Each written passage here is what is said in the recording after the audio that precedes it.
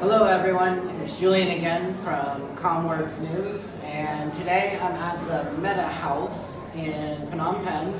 The Meta House is a European cultural center that also has an art museum and restaurant and has a number of different activities. Today they are having a 50th anniversary debate on the Cambodian genocide and the Khmer Rouge. And so I want to bring to you some of the speeches and give you a little taste of what took place in the debate today. A lot of the people who were here couldn't make it 5 years later for another reunion because of COVID, and people simply couldn't fly in. So this time around, and as we all know, I think there's a lot of people in Cambodia, particularly the ruling elites, who would like to see these sorts of events simply slide, which is why I think it's wonderful to see so many people here. The first speaker in the discussion was Henri Locard, and he talked about the pre-Khmer Rouge time period that was politically dominated by Sihanouk. Very easily arrested. So they had three solutions. The people who objected to the way the country was governed, they had three solutions. Either they didn't go into politics, for both solutions, or they went to France, as many of the Democratic Party gradually, or they joined the Maquis, because normal political debate, democratic debate, didn't really exist.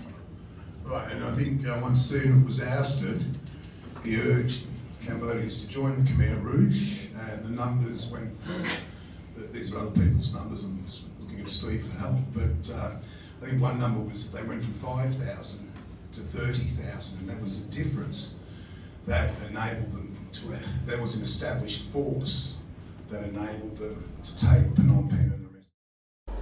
The second speaker was Roland Neveu, who is a French photographer that was in Phnom Penh taking pictures on April 17th, 1975.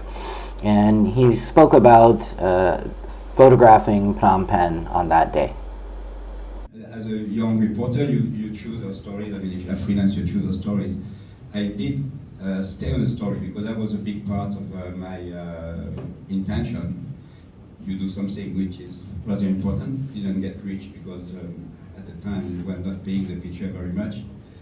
But I start looking at Cambodia from the side of the borders in July 75. I met the first, for me, my first people who escaped, from the Siem Reap area, and I met them through the Thai army in the south of Surin. So I knew early that something was happening. There was no, picture really involved, and for the next few years, until 79, I came to do a few trips and went with Thai Defense Forces along the border, and also there was a refugee camp in Rana Pradesh at the border, and so I tried to talk to them. The third panelist was Royal University of Phnom Penh professor Keo Duoung, who talked about his experience in interviewing survivors and perpetrators of the genocide. And I think most of you also know what happened in Phnom Penh on the 17th April 1975. But I also curious to know what happened the same day in the rural area, what it was called liberation zones.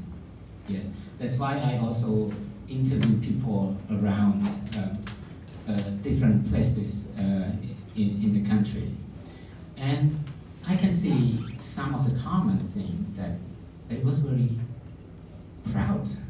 Some of them, they knew it through the radio that the victory, they call victory at the time. The final speaker was Huw Watkin, an Australian journalist that discussed the post-Khmer Rouge period that was led by the United Nations, its power-sharing agreement, and what laid the foundation for the new and current Cambodian government. And again, you saw the UNTAC experiment unravel. It's quite interesting coming in 80 months after the election or so, when it was like, okay, done it. Disarm the parties, which they hadn't, of course. Establish democracy, which they hadn't, of course. And off they went. And things slowly but steadily deteriorated over the coming years. The Meta House today has around 100 people for one of those debates. And there's also a restaurant and bar here for those people that want to stick around and talk with the speakers after the debate.